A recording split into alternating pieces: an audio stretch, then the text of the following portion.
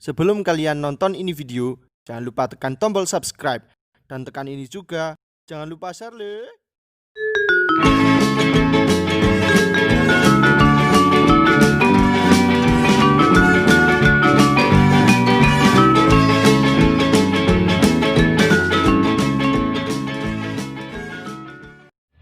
Perkenalkan, namanya siapa, Pak?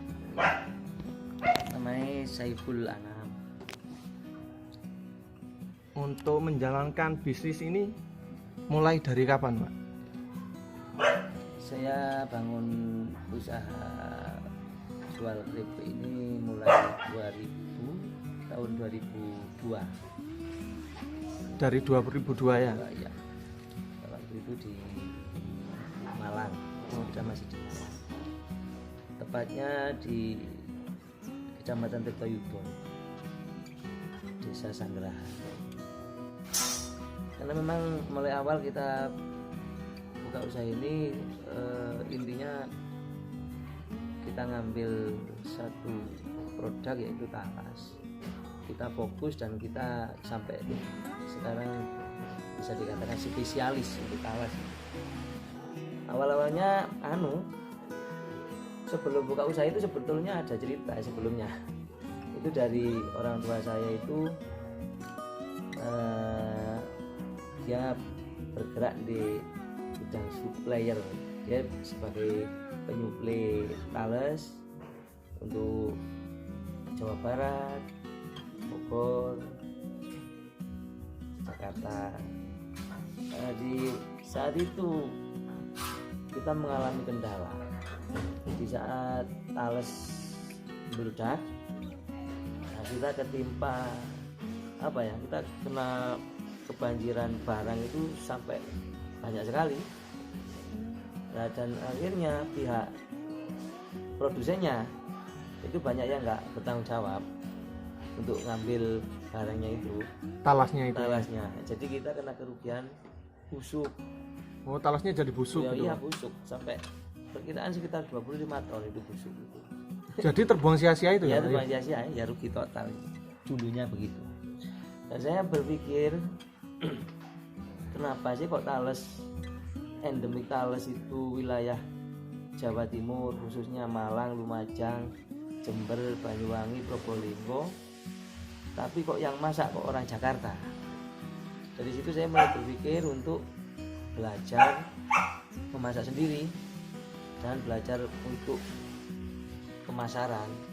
Dan belajar itu ya secara otodidak. Iya, otodidak. Jadi kita berjuang secara mandiri. Kita berusaha untuk mengolah sendiri, kok akhirnya jadi. Dan setelah kita coba pasarkan, kok peminatnya juga semakin hari semakin bertambah banyak. Itu awal-awalnya kita buka jualan keripik talas ini ya. Untuk pasarnya dulu itu sampai mana, Pak? Untuk keripik talasnya sendiri? Kalau keripiknya yang di wilayah Jawa Timuran sini aja, di kabupaten-kabupaten terdekat. Dulu waktu proses di Malang ya, pengiriman paling jauh ya mungkin untuk Gresik saja, sampai Gresik. Yang terbanyak itu wilayah Malang, Sidoarjo, Pasuruan, Mojokerto. Kalau sekarang alhamdulillah udah sampai Jawa Tengah, Solo, Semarang, dan ini sudah masuk ke Banjarmasin juga. Hari ini juga anak-anak kirim ke Perak itu, ke Peti Kemas. Ini order luar pulau.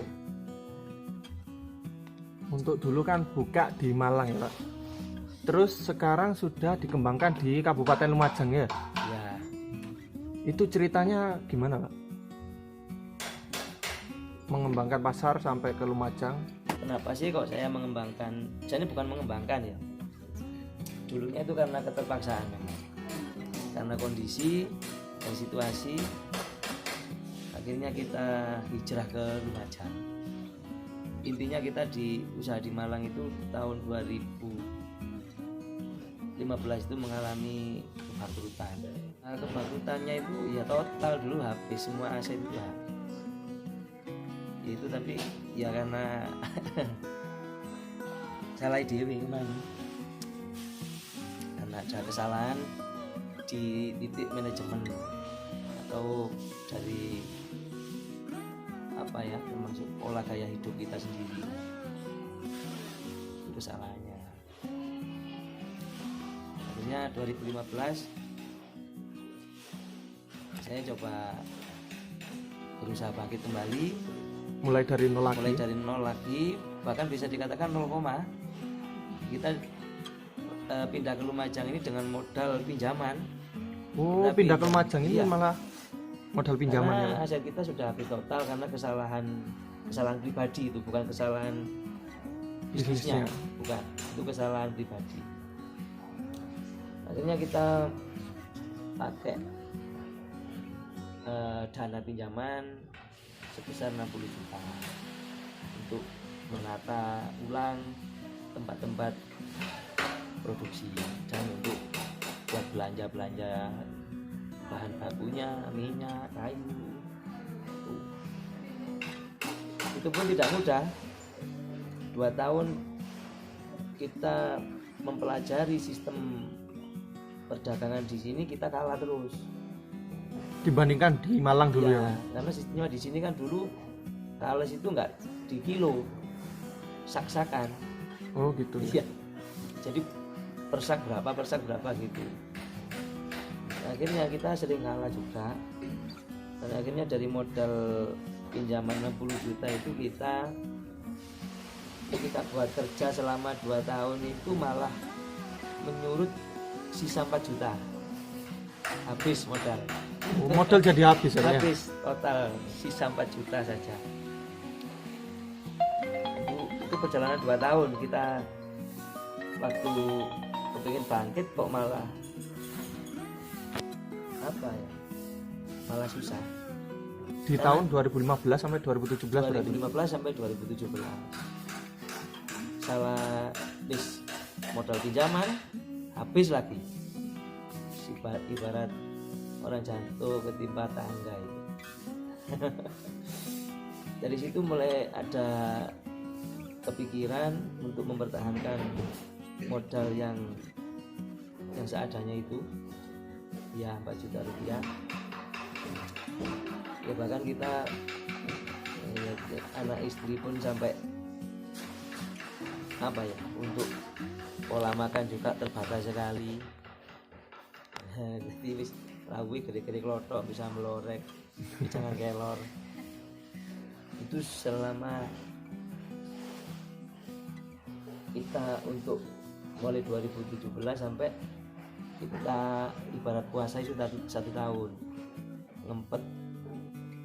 Karena apa, untuk konsumsi itu walaupun kecil, jika di hati-hati itu akan apa ya, kan itu kebutuhan sehari-hari. Iya. Jadi banyak nantinya. Jadi kita ya dari situ kita nggak berani pakai dana pinjaman lagi, kita nggak berani untuk ke bank, untuk ke koperasi nggak berani. Jadi ya khusus berhati-hati mengatur input outputnya, jadi keuangan kita. Dan akhirnya awal 2018 itu mulai tertata dengan bagus, mulai tertata dengan benar secara manajemen. Dan dari modal 4 juta yang kita jaga itu, berarti 2017 kita punya modal 4 juta ya. Sampai hari ini di tahun 2020 ini kita bisa nyelengi boleh. Kita sudah punya simpanan sekitar 1,5 M. Ya. Dari modal 4 juta itu sudah menjadi 1,5 M. Betul sekali. Itu ya termasuk kita jadikan aset, kita beli tanah, kita beli ya aset-aset yang intinya itu aman.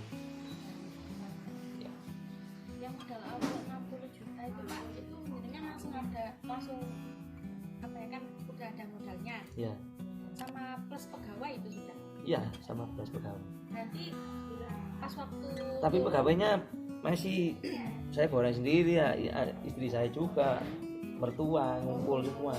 Kita cuma pakai 4 orang itu. Yang Karena- modal 60 juta itu, Pak? Iya, karena untuk apa ya, untuk menggaji itu nggak bisa masih itu ya dengan modal segitu. Apalagi yang sudah dari titik 4 juta itu malah nggak ada sama sekali total sudah kita kerjakan sendiri. Konco-konco dewe, pasar-pasar dewe, kumbah dewe, Memasarkan sendiri.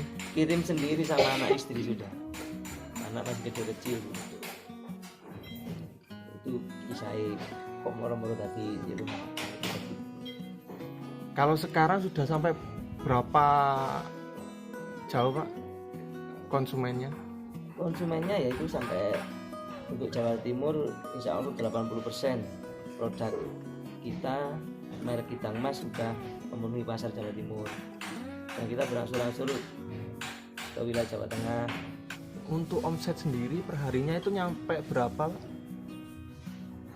Untuk omset kita biasanya ngitung bulanan. Oh, bulanan, per Iya, karena bulan. kalau harian nggak ang ya. Oh iya, ha. Iya. Rata-rata kita sekarang per bulan mengeluarkan produk itu sekitar 4.000 sampai 4.500 bal. Satu bal rata-rata 3 kilo. Sama dengan kita bisa mengeluarkan 12 ton keripik bulan. Per bulannya 12 ton keripik ya. Ya. Harga 27 324 juta. Per bulannya, omset per bulannya itu Omset, ya. ya kurang lebih segitu omset. Ini berjalan masih 2 tahun inilah. 2 tahun ya. Ya. Mulai normanya kembali itu 2 tahun. normal, ya omsetnya normal. Mungkin ada kata-kata untuk pebisnis, Pak. Kata-kata wejangan-wejangan gitu. Jangan ya. Ya sebetulnya simpel sih, orang hidup itu jika semua itu tertata dengan benar, mengikuti real-real yang ada, berarti kalau kita bisnis ya harus manajemen di bidang bisnisnya itu yang benar, terus gak boleh curang, gak boleh ada tipu daya. Ibarat kita jual barang yang di kilo, gramernya pun kita nggak boleh mengurangi 1 gram pun, Jadi harus jujur ya. harus Pak, ya. jujur. Jadi kunci sukses itu sebetulnya simple, jujur saja men. Jujur, karena jujur itu memang sulit. Sulit Tapi kalau bisa jujur, bisa mendapatkan hasil yang maksimal ya, Pak ya nantinya. ya karena kan jujur itu ibarat gini, jujur itu salah satu sistem sistem yang diterapkan dalam, saya berpikir ya secara pikiran saya sendiri ya, sistem komputer itu semua jujur, sistem kalkulator jujur semua, dia nggak bisa berbelok dari hitungan. Jika manusia berjalannya jujur, pasti nggak akan salah. 1 kali 1 atau 1 tambah 1, jawabnya pasti ada 2. Gak mungkin berubah itu karena saking jujur itu. Ya, tapi kalau manusia kan kadang nggak gitu. Jadi kalau kita ngikut pola hidup yang jujur, kita tidak bisa menyepelekan bisnis apa saja. Apapun yang namanya usaha itu pasti ada peluang untuk besar, ya kan? Gak peduli orang jual es cendol, dawet, jemblem, benci, bakso, semua ada peluangnya untuk menjadi besar. Ya tinggal kita sendiri yang mengupayakan itu. Bisnis itu sebetulnya nggak ada bisnis yang merugikan. Yang biasanya yang merugi itu orangnya. Secara hitungan bisnis itu, ya kan itu jelasnya kalau kita belanja 1.000, kita jual 1.200, kan jelas kita untung 200. Dari mana ada kerugiannya? Nanti agak payu Pak, kok tak dol 1.000, ya salahmu dewe. Berarti kan bukan hitungan bisnisnya yang rugi, berarti orangnya yang mengambil resiko untuk merugikan dirinya sendiri. Nah itu, makanya kita di saat kita berbisnis kita harus percaya diri dengan apa yang kita punya atau produk kita atau dagangan kita, tapi dengan syarat jujur tadi bahwa produk kita betul-betul ya, sehat, ya betul-betul nggak ada kecurangan. Apalagi di makanan ini biasanya sekarang banyak yang kurang di wilayah bahan-bahan tambahan pangan. Seandainya pakai apa itu pewarna makanan itu diganti pewarna tekstil. Seharusnya dianjurkan oleh BPOM itu pakai saripel atau apa yang senyawa itu lainnya itu kadang dia pakai produk-produk yang murah yang berbahaya untuk kesehatan. Kita nggak mau itu. Kita dari semua bahan baku yang intinya yang supaya aman dikonsumsi, karena saya juga makan, anak istri saya juga makan. Gitu. Terima kasih buat kalian yang udah menonton. Jangan lupa subscribe agar tidak ketinggalan info penting lainnya.